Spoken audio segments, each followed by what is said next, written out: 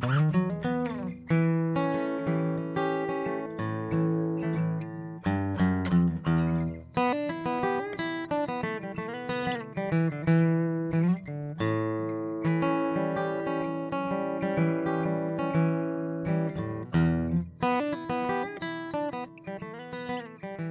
Insane Transformation Podcast, currently unhosted because Mike and Matt are still in the paddock practicing equine telepathy. You made me have a haircut. Well, and you know what the thing about the video is now everybody can see that you have in fact had a haircut. It's not like you're just telling us on the podcast that you had one. You've really had one. Yeah, I went from Neanderthal to Homo sapien. Hey, haircut looks great. Looks sharp. You look 10 years younger. Yeah, so and 20 years lighter. Yeah, thanks. And also, I'm off the Interpol most wanted list now. So, although I might be back on it with this. Look, you never know. Yeah, that's right. What do you want to talk about today? Good question. I don't know. I mean, I think service design seems to be a big thing that's front of mind. The last sort of thing that's been really eating at me and gnawing at me actually has been what's going on with the COVID testing. But I'm curious, I don't know, what are you, like, let's just maybe just chat for a second and see, but when's the last time you got tested?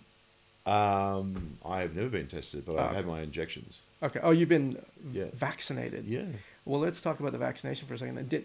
When you went in to get vaccinated, did you have an appointment time? Not for that, no. So you my just doctor walked in? just said, so I got the the over 50 shot. Yep. Yeah, and I've got to go back in a few weeks for the number 2. Yep. My doctor just said, look, a few people have cancelled. Yep. The shot's available.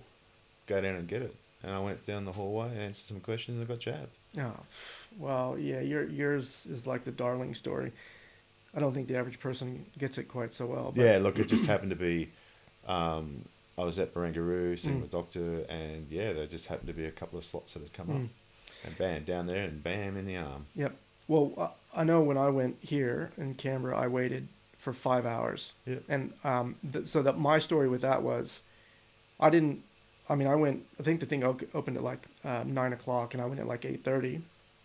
But before you even get into the testing center, I was queuing up outside for like 3.5 hours. Yeah. No signage, nothing telling me how long, no one walking around, no bathrooms, no water, none of that. And then you get in the testing center and they say, okay, from this point, it's an hour and a half. You have to park your car or get out of your car in the sort of S-curve turn, whatever it is, to run over to the toilet or whatever. But in New South Wales, in New South Wales and Fairfield, in those areas, they're like 7 hours of testing. And so I sort of had a bit of a dummy spit saying, I think it's unreasonable to expect a 65-year-old woman or an elderly person to sit in their car for that amount of time, no water, no toilet access, none of that. And so we're actually pushing people in the community to get tested every 3 days in their case. But I guess from a behavioral perspective, or even a change perspective, like what do you think the effect is of that on people? Like if you know you're going to sit there for 7 hours, what do you think is going through the minds of people? Do they then, are you going to have anxiety about just queuing up to get the test, plus the anxiety of if you've never been tested, or even if you have been tested, maybe it's worse because you get the thing up the nose and they're swiping it around. It's not pleasant at all. But what do you think is a way to better engage the community? Like, how do we, like, is there a better, like, I can think about the design of the process, but I'm curious from a behavioral, from a human side, how do you do that in such a way, even if you were dealing with a 7-hour wait time, to frame this so that people are not thinking, Jesus Christ, I don't want to deal with this? Is there a way around that? Or what do you do with that? I think you have to categorize the event, as in the COVID-19 event, as a national and international, I don't know if disaster is the right word, but I've seen a little bit of, or read a little bit of commentary around that type of behaviour by people, that sort of obedience and that resigned, that no one's happy about it, but they're doing it, to wartime London during the Blitz, where people would happily, well, possibly not happily, but would dutifully go down and sit in a bunker in the tube for hours whilst they're being bombed, then get up, potentially go and help dig out some neighbours or help the fire wardens put out fires or go to work because, London was still functioning during all of that. So the point that I suppose that people are making there is that people could still function, but they were anxious, they were scared, but they had a common purpose. They had to do this. There was no other choice, and they were doing it for the common purpose of to survive as an individual, as a family, as a community, in the face of overwhelming odds by an enemy. So is COVID-19 the enemy? That this is putting a bit of a national mobilisation spin on it, that everybody's part, even sitting in a car, is important, even if the conditions are suboptimal, and they are, by the way. You are doing your part. Every test counts, every injection counts. So maybe spinning it around from those ads where they're trying to scare people into it. Yep. Look at what happens after a flood. Total strangers will turn up and help you clean your house. Yep. During a bushfire, people will feed you, will take you in. And I know that from personal experience, by the way.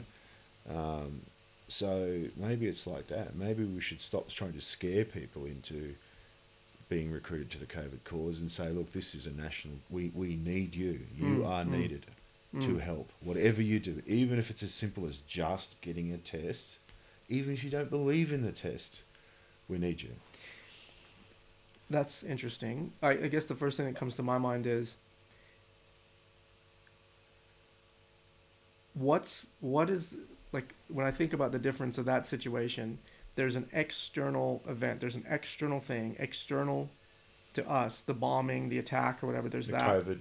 Well, yeah, but in the case of the COVID, this thing is like sitting out here, but that, I don't, maybe it is the same, I don't know, but we're saying that you've made a decision in this course of action dealing with the COVID, where you have to now go and test and sit in that line for 7 hours. But it's almost like I can control the way the tests are administered. I can control how many testing facilities I have. I can control how many tests I have. I can control the frequency around how often I ask you to get tested. In the bombing situation, you're going to get bombed, right? And that happens, and everybody jumps in the shelters, right?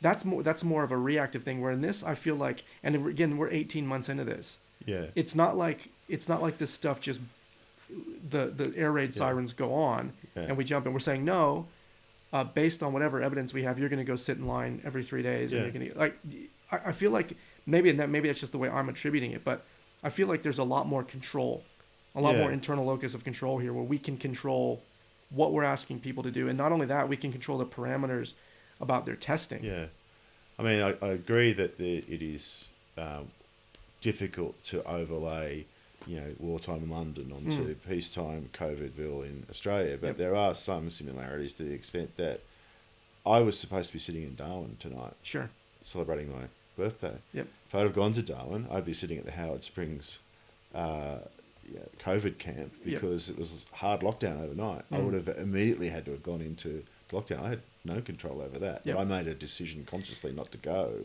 Well, so there are some similarities, but there are also stark differences. So how do you then... Well, hang on, but you have no control as a citizen, but the government can control the decision to lock down, when to lock down, where to lock down. And again, the assumption is, I have the foresight to say, based on X number of test results, I'm going to lock us down. Yeah. Okay, fine. That can be communicated. But if you know you're going to put a lockdown, you can also increase the number of testing facilities and increase the resources going into testing. So even though you're going to lock groups down and you want to increase testing, you can control things a bit? Yeah. I mean, you can, but you and I know how hard it is to mobilise resources to deal with something. It's not, tweet the Minutemen turn up with COVID tests. There's so many, and I'm not defending the government. I'm not taking a vax stance, but to mobilise, let's just take something as simple as an election. For example, people must think that all those people that sit around counting the votes just are in an Australian Electoral Commission warehouse somewhere. They're not. Yep. You know, they have to be mobilised. All the resources to mobilise are massive to fight a fire. They're not sitting around waiting around to do that. So to mobilise people is the government's job, by the way. I'll underline that. That is the government's job. But it is far easier for us to just glibly say the government should be doing it. My question to you is, and you haven't answered this, what is my role as a citizen in all of this? You know, and I accept what you're saying about the government. That's their job. That's why they're elected. They have the power to make laws about it. They have budgets, which is not finite, but they can go into debt. We all know that. Sure. What's the citizen's role in all of this, Mike? Good question. Well, I mean, I guess in this case, we're saying the citizen's role is just to follow, lockstep with what is requested. Right. And I guess you can't, I mean, look, and I don't want to make it a political thing, but it was more about the service design. But like there's protests and all this stuff going on now. But what I'm really curious about is, how do you smooth out the design? How do you improve the design? How do you improve out the visibility and the communication to the community to improve their experience? And what I'm saying is I feel like there's a lack of onus around that, around the control of the design and the experience for people. Like whether they decide to test every 5 minutes or every 5 days, I don't care about that. What I want to see is, do we really care about the people, and are we thinking about the people? And then if it requires that you're tested however often, what are the comms and the messaging that need to come back to help smooth out some of the anxiety that people are going to feel, or that you know what I'm saying? Any would be better. Yeah. But I just, as you're talking there, I'm thinking about, so one of the better things, I suppose, for some people is the limited financial help that's going out. And again, it's limited. It's not working for everybody. It could be better. But let's look at, like, there's a council election coming up. There's a big queue, right? And you have to wait in a big queue to get in there. It's a bit faster, but it's still a long queue. You've got no choice. You've got to go there and do it. Yep. What's the difference between that queue on election day and the stark queue on COVID day? What's the difference? There is a difference. Let me tell you what it is. Okay, give it to me. Somehow, the community's embraced. There's a sausage sizzle going on usually. There might be some dude playing a guitar. There's obviously a toilet. There's an information warden who's walking around in a neutral coloured shirt giving out things. There's other people spruiking stuff. It's kind of interesting. It's kind of it's not fun, but it's not dreary. So potentially one of the things, I suppose, from the design perspective is, rather than just giving out financial aid, which I beg them to continue doing, but also think about, well, let's take a small community, Murray Bateman or Yass, near where I live now. Potentially there could be some funding to allow local musicians to go and play at COVID Day, or a small business who's been severely affected by a drop-off in trade as a cafe to go and, within the rules of COVID safety, to simply give out coffee on that day, and clearly get some people who are well suited to giving out information, pay them to be there and talk to people and walk along the lines, maybe with a big sign, the queue is now an hour, So I think that gets back to your treating people not as statistics, but as people. Yep. Better messaging, a more nuanced use of funding where possible, to get people actively involved on the day, to feel like it. One of the things that was an interesting phenomenon that came out of, I think, both the Brisbane Commonwealth Games in 1982 and the Sydney Commonwealth Games in 2000 was the volunteers felt a profound series of loss after the volunteering event, because they were there, they're not getting paid, but they had a purpose. So I think if you recruited people into that poorly managed thing now, maybe that might help. It wouldn't solve everything, but it would help. No, but that's actually really cool, I think, because you hit on a couple of things. One, you hit on, we can pay the coffee shops, the cafes are struggling. They can get paid for that time, and that's really good for them, which is awesome. But then there's the piece around, and there's really three things. There's that, which is revenue for small businesses. Then there's the piece about the actual marketing and the narrative, which is, go get yourself a coffee and a meat pie, or a coffee and a scone or whatever, and get your test. So it's not, we're not just get your test. It's go get in line, get your coffee and your meat pie or whatever, and get your test, right? Yeah. So there's that. And then there's the volunteer piece, which again, I was saying this, I've said this in plenty of podcasts, like I will do stuff for free. I'm happy to help Yeah. redesign things. People like to volunteer. Yeah. It's a high risk environment, but put them in PPE. They don't have to be on top of people. People will volunteer Yeah. to take that sign and say, hey guys, from this point, it's 25 minutes. Yeah. We keep the social distancing, so I'm talking to you when you're in your Yeah. car or whatever. It's that kind of thing. But you're right. I think those three things would have a major impact on people's perception about what that is. And again, it's all about you're doing this to help control the spread. Yeah, right? in your community, in your state. Yeah, so that's something that we can ring up Scott Morrison and say, hey Scott, I'll stop pass. treating people like statistics and start treating people like people and get them involved with community purpose. Yeah, no, that's fantastic. Okay, well there you go. We've solved that problem. Mike, cut. So Mike, I cut. Yeah, look, I have been, as you're aware, working with horses now for nearly a year, and it dawned on me with a new off the track thoroughbred that we got in, who was having a number of issues, but a lot of his issues were trust. And I was observing how people were trying to gain his trust, and it was going very badly. I won't talk about equine trust or human equine bonding or trust in any detail unless somebody wants me to. Sure. But that really, for weeks and weeks and weeks now, I've been thinking about the concept of trust. And the concept of what is it? Can I buy some? Yep. Can I get online and get it from eBay? How do I use it? How do I lose it? How is it used? So it's a word. Again, it's one of these words that it's like a Christmas decoration. We get it out, we hang it on the tree, it's shiny, it's fantastic. And then when we don't need it, we put it away.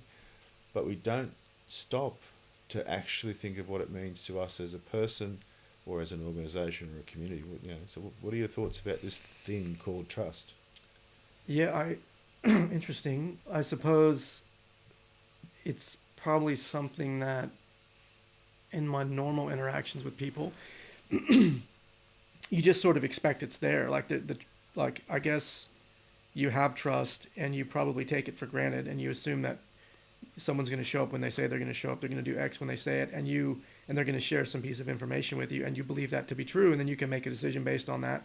And it's only until the point where it's not the case or there's an issue with that then the trust kind of becomes salient, or like it's almost like I just assume that I can take whatever someone says to me on face value, and I say, that if they tell me that's the case, then that's what it is. And it's almost like it's just, I don't know, maybe I default to trusting people until they give me a reason not to. Well, I've just beamed down from the planet Coosbane. Yep. I want you to trust me on this. Well, it's funny. I mean, if the average person told me, I wouldn't believe it, but because it's you, there's actually a very good chance you did beam down from that planet, even if it was only while you were sitting in your car. Yeah. Just coming in here, your soul beamed down, or I don't know, your consciousness beamed down. Maybe there's a metaphysical beaming down. Yeah. Physically, do I think you did it? No, I don't think it's possible. But do you swear by it? I mean, do you 100% believe that you did that? I want you to trust me on it. I can trust that you believe that you fully believe that you experienced that. Yeah. I don't think it's a physical possibility. Okay. Where does that get us? Gets us to you making assumptions about trusting what I'm telling you. And you've already modified. You went from, if it was anybody else I wouldn't believe, then you believe. Now you're indicating that it's some sort of mental... Like a transcendence thing or something, yeah. So how then do we step aside from the beaming down and agree simply as to what the construct of trust is? Because let's face it, it's a construct, it's not real. Other than I could write it out 100 times. Yep. But what are the indicators of trust? What does trust look like? But trust isn't a thing, right? I mean, no, it's a construct. Yeah, so if it's a construct, it's not a thing, but it is a thing. It's like a psychological construct. But it's a subjective construct. I mean, like you could say that. Okay, you and I could both observe a situation, Yeah. and you and I could both have different views about whether or not we trust that person. But isn't that's completely subjective? Yeah. It is. But that's my point. Yeah, I'm struggling with this idea of there's a leader. Let's use the leadership as the example. Let's call it the Prime Minister. There's the Prime Minister. 20 people in the room. I want you to trust me. I'm telling you that I'm going to be dealing with COVID correctly. Do all 20 of those people in that room trust that statement, as in the construct of trust of that statement, and go, yep, I believe that? Oh, probably not. Well, why not? Because can't we assume that the Prime Minister is telling us the truth, that we trust her or him, whoever it might be? Well, we can, yeah, but I guess this again goes back to that subjective view of reality. If everybody has their own view and their own interpretation and their own prior experiences, they can interpret that differently. Well, then how do we employ that in a business sense? How do we gain people's trust if we can't? And I still want to say, like, okay, so there'll be some things on our dashboard that are going green, but I'm going to trust this person. So assume the dashboard's always orange because we don't think they're a lie, but I'm not sure. Yep. How do I make my decision dashboard to subjectively go, I trust them? How do we get from I'm not sure to I trust Mike and I actually believe, I trust Mike, and I believe what he's saying? Yeah. Well, I mean, what do we do? How do we do that? If I think about, like, in the context of running an innovation project or something, if someone is unknown, like that, there's no history, and we get an introduction, and I'm talking to them about what we can do with the product or service design, I think there's always a bit of skepticism there because it sounds too good to be true. It sounds like there's going to be this crazy idea. So I feel like what happens is trust happens over time, where we say, listen, we're going to do X. We're going to run a design workshop, and we're going to generate 25 ideas. 5 of those ideas are going to be industry, brand new to the industry. It's only until you start to deliver on the things that you say you're going to deliver that then the person has, I guess, that trust that what you say you can do in the future you can actually do. But I don't know if that's trust or if that is. I mean, is that something else? I'm not sure. Yeah, we're having this conversation. Yeah, I don't know. I mean, but I feel like from a business perspective, that's one of the biggest hurdles is someone tells you they're going to give you X. Yep. And you've got to trust that they can actually deliver on what they say they can deliver, and they're not over promising.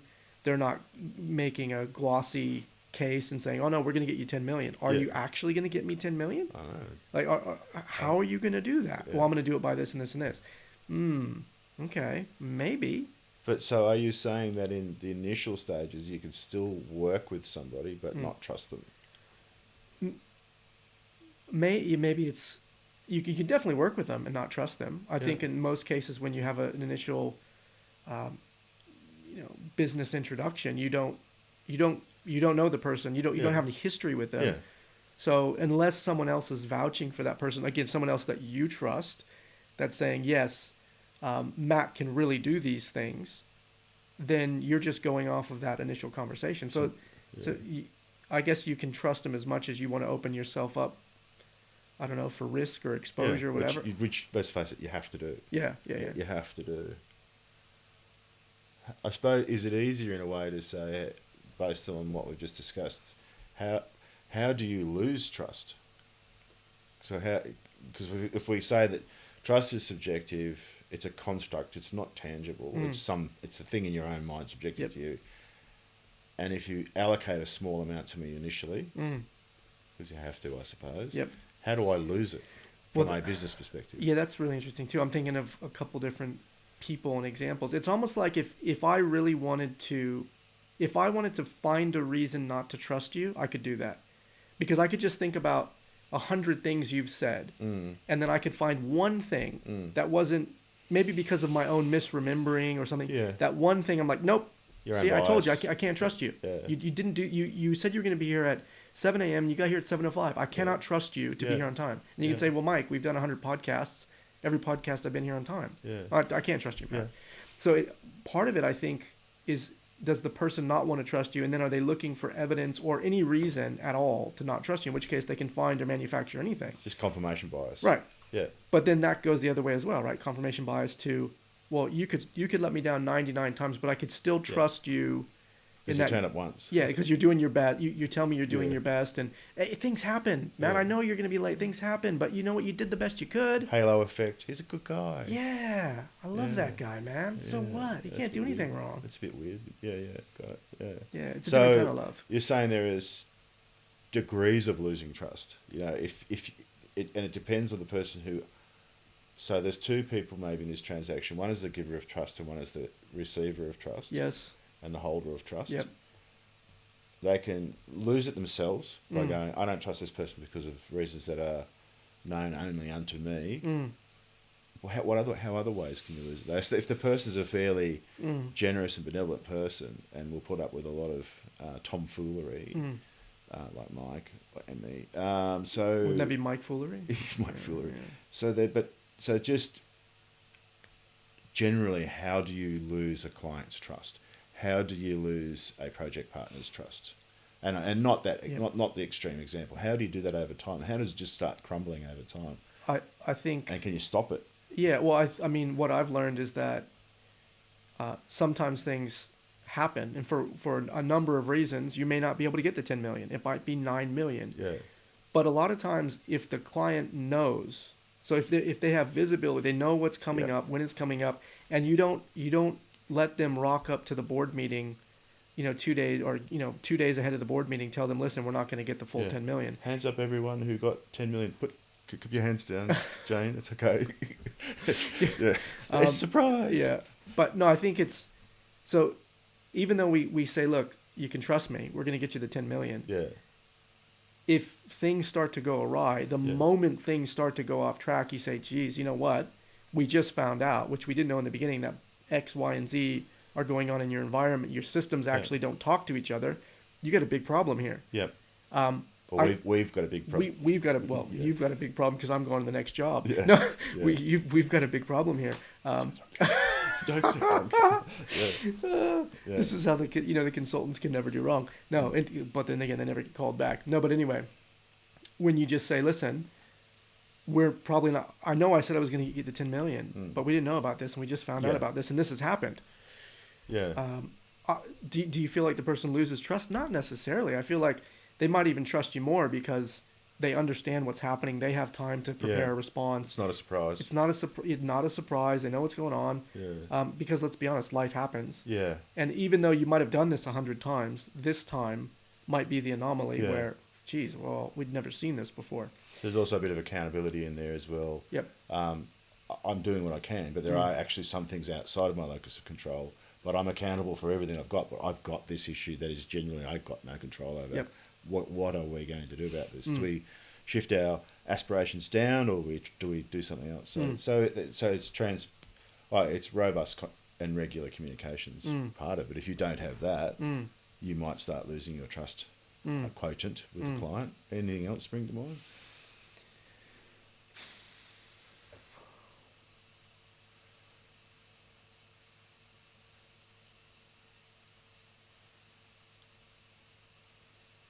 You should really paint that ceiling. Yeah, no, I'm not thinking about the ceiling. I don't know. Can you breach trust? Can you, with a client, to a third party? Is it a human thing to say, I mean, this is obvious. If you went to another client and said, I'm with these other guys and we're not going to make the 10 mil. I mean, that's too simple to be commercially viable. You wouldn't think that would happen. Well, I mean... It could happen with friendships, but maybe not with... Yeah, but is this kind of getting us into the commission versus omission where you're actively lying to the person or you're withholding something? Like, in this case, I could be withholding something and just not allowing them to discover. Was there a break of trust there? Could be, but that's not nearly as bad as me telling you, hey, you're going to get that 10 million. Knowing full well at that point where I have the information, Yeah. you're definitely not going to get it. I almost see them as the same. I know the contract may not require you to cough up Yep. additional information. It's without certain conditions being met. But if you know it, the only person that will know about it ultimately is you. Mm. But if you're found out, Yep. I think your trust will go into the gurgler. It will go into red. Yeah. So like a simple example is, I say, "Hey, doctor, you're not a doctor, but you don't correct me." Yeah. So are you saying that because you don't correct me when I say, "Hey, doctor," that you've actually lied to me, and now that's where the trust break happens? So now you're putting the action back on you, even though I'm the one that assumed you were a doctor. Oh yeah, false valor, false titles. Yeah. Yeah, kind of thing. But in that case, that's like, oh, like you're not lying. You're not lying to me. You're just not correcting my misunderstanding of something. Yeah. So in the case where you're making assumptions about where the 10 million is going to come from, the 10 million is going to come, 2 million from operations, 8 million from blah blah blah blah blah. Yeah. Do I have to correct you on that? I mean, that's My own feeling is yes, because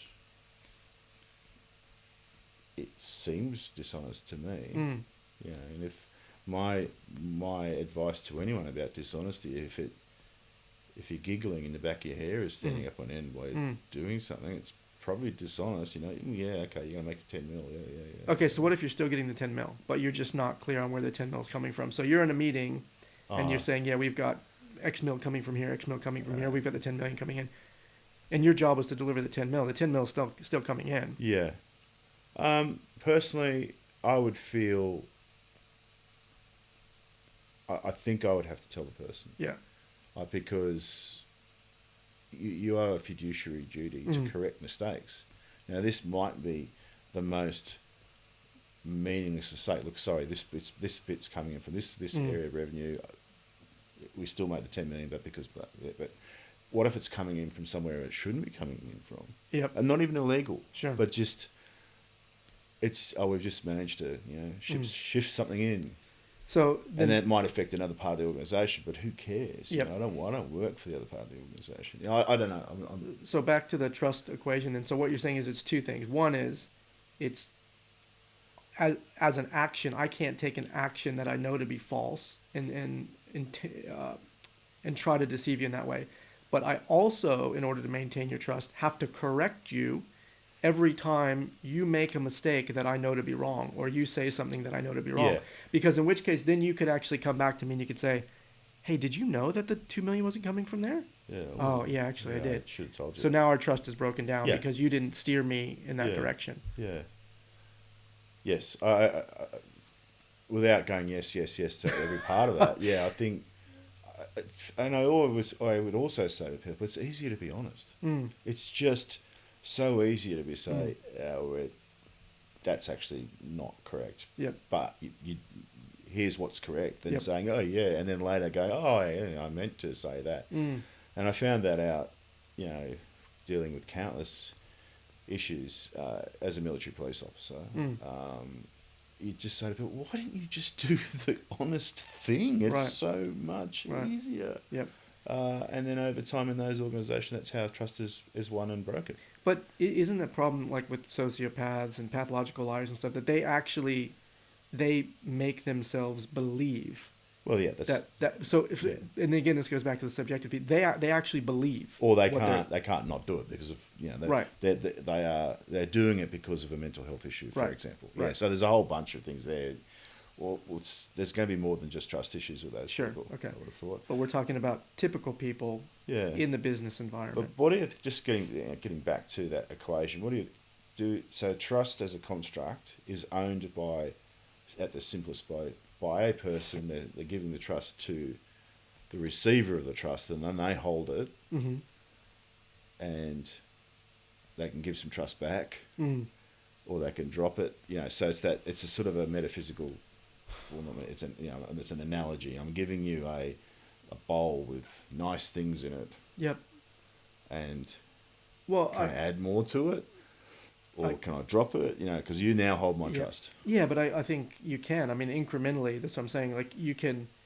you can do 100 things, and 100 times you can build up that Bigger that bowl, yeah. I need a bigger bowl. trust bowl or Yeah. trust bucket that you're walking around carrying.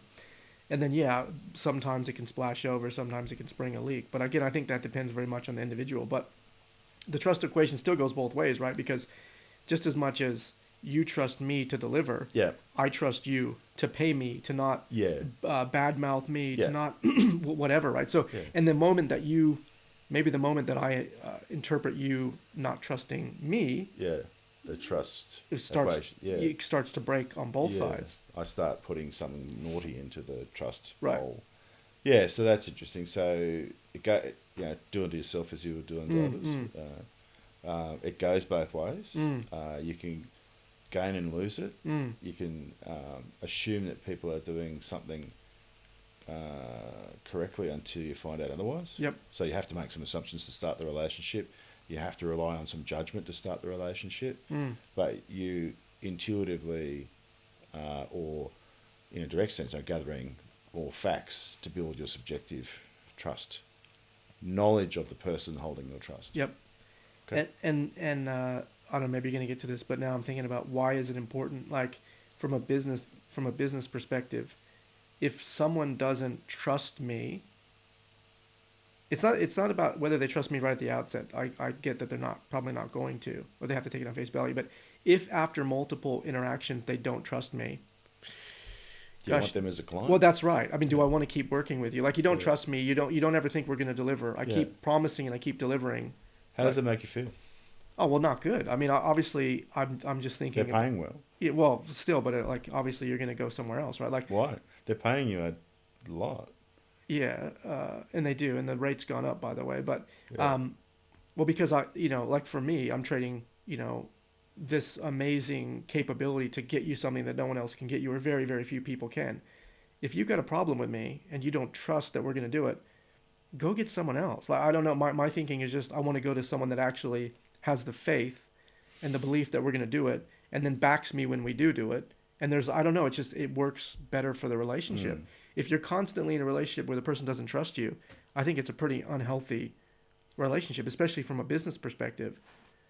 And again, maybe that comes back to, well, if you don't trust me, what does that mean you're going to do 2 months from now when things get a bit rough, or, because where's the reciprocity and the trust? Can I now trust you to, not take credit for this, or to take credit for whatever they can, or to not heap praise on me. Yeah, whatever. Yeah, the guy's a fool. They didn't know what they were talking about. They charged us a ton and Yep. didn't get on with it. Yep. So that's something that, that's worthwhile thinking about as well from a business perspective. If you're sensing that you are not gaining the trust of your client, you've probably got the same problem, as you'd have if I've tied myself up there. You know what I mean? So if you think that they are not trusting you but still taking your invoices, you've got a problem. Because you're a human and you have some pride in there and you care about your product. But it's the same from like a relationship perspective, isn't it? Like if you're in a relationship with a partner or whatever, and that person doesn't trust you, and you are trustworthy. Yeah, that's right. If you are doing nothing wrong, you're doing nothing wrong, and you're transparent about everything, and they continue it, because I'm thinking about a relationship I had one time that was like that, and it's like, tell me about your child. Yeah, that's right. It's not good. It becomes toxic, right? Yeah. It becomes like you can't, because the problem is, and it goes back to what I was saying, like, it doesn't actually matter what you say. It doesn't matter what you do, because even if you say the right thing, which is the right thing, and you're 100% honest about everything, well, no, I don't believe you. Yeah. Well, okay. Well, it doesn't matter. Like, you know what I mean? It just, it becomes this toxic, fiery, painful environment. I mean, but that's exactly the same on the business side as well. Yeah. Wow. Have we solved what trust is yet? No. Did that get at your questions? I mean, did that unpack what you were thinking about trust? Or, I mean, are you thinking that we need, and again, I haven't, like, obviously, 40 minutes ago before we started talking about trust, I was not at all thinking about it, but I guess what the question is, what is the importance from the business perspective? We have to get in, we have to establish trust, we have to maintain trust, and it's something that we constantly have to maintain, isn't it? Because it will erode over time, or it has the potential to erode over time. And at the same time, we get it, we maintain it. If it's lost, the relationship is severely jeopardized. Look, the change that I've made to my trust, diagram figure 1-1, is that before we started the conversation, I thought it was something I handed over to you, but it's something that we hold the same amount of trust, and our actions, jointly or individually, affect that container. It's not held by me; it's held by both of us. Yep. So the example that you gave of where the client, you are doing nothing wrong, you're doing your job, but the client is never believing you, trusting you, is holding the same amount of trust as you have, but they themselves are starting to affect it. So that's interesting. I think we both hold the same amount of that constructive trust. At the beginning, it's pretty low. In the middle, it's probably pretty big. It might be bigger at the end. It might be gone by the end. But we both are responsible for that child called trust. Yep. Do you think it would be worth having a drink? Yes. Yeah, please. I actually got some Miller. A friend of mine. It's Miller time. Miller Genuine Draft, man. I don't know why I need to put on an American accent because you have I already have an American accent. Yeah. No, but a friend of mine just sent me a case of a Miller. Thank you so much for that, my friend. Really appreciate that. I was feeling a bit homesick, even though I wasn't actually homesick, and I haven't had Miller in, 20 years. And it's not bad. It's a good cold. It is good cold, yeah. But anyway, what I was going to say is, do you think, now that we've talked about all this, do you think you should actually ask someone, hey, how do you, come right out and say, do you trust me? Or how do you, how confident are you that I'm going to be, do you think, I guess the first question is, should you check in on the trust? And then the second one is, how would you check in on the trust? So if I feel like we're just getting going, I need something from you, Matthew, that tells me that, okay, Matt kind of gets it, or there's still a lot of concern, in which case, if you have concern, then there's stuff that I could start surfacing. I could check in more. I could give you more data. So I guess the first question is, do we need to actually ask this question? And then the next part is, do we come right out and say, do you trust me? Which is probably could be dangerous. I think so. Or do you come out and say something like, hey, is there, what's your confidence level in this? Do you think there's a way that we can... Yeah. I think that question, what's the confidence level, and what do we need to do to continue to foster confidence, build confidence, it's go right back to the start where we're saying, well, trust is subjective, but we can do objective steps. There are things that, and this is, probably project management 101 at a kickoff. What guys, girls, team, let's talk about increasing our confidence in this. What do you need from me? What can I do for you? This is what I would like from you, and don't be ashamed to say this is what I would need. And I think that conversation around using the word confidence, I think, will be steps towards increasing the trust quotient. No, so I think that's pretty interesting discussion on trust then. Did that get you to where, I agree, it's interesting. But I think it's really worthwhile of continuing discussions either with us in a workshop or with your team. It's something that you said at the outset that we take for granted. We assume. And you might be operating in a situation where what you take for granted or assume is entirely incorrect. So I think it's worthwhile checking in with your family, with your workmates, with whoever, and just saying, hey, how are we going? Is there something I can do better? Don't come out and say, do you trust me? Unless you have to. And there might be circumstances where that's true. But usually I think it's just checking in with people and saying, how are we going? Is there something that, I could explain better? Yes. That's what I'm thinking about. So ongoing conversation is probably where I'm at right now. All right. Well, let's call this Trust Part 1. Okay. And then we're going to do Trust Part 2. I guess I'm going to have to actually sit down and think about what the hell trust is. I just have to trust you to do that. Yeah, just don't give me too much leeway. Don't give me too much bandwidth. I don't know, whatever. Yeah. Don't give me too much room. Give you time just to fill up the space to fill up with procrastination. Yeah, exactly. So we'll do it next in a couple of minutes. Yeah, I'll try. I'll trust that you'll get there at some point in your lifetime. Yeah. Cool. Well, anyway, look, hopefully you guys enjoyed today's session. Obviously, we had a new format today. You get to see Matt's haircut. And obviously, when I do the editing on this, I will never put the camera back on me. So even when I'm talking, I'm going to make sure the camera's at you, Matt, the whole time. Good. I think that's going to increase our rating. Yeah, that's right. Matt's fan base. Yeah. Anyway, but no, thanks guys for tuning in. Hopefully you got something out of today. Okay. And we'll see you soon. Thank you.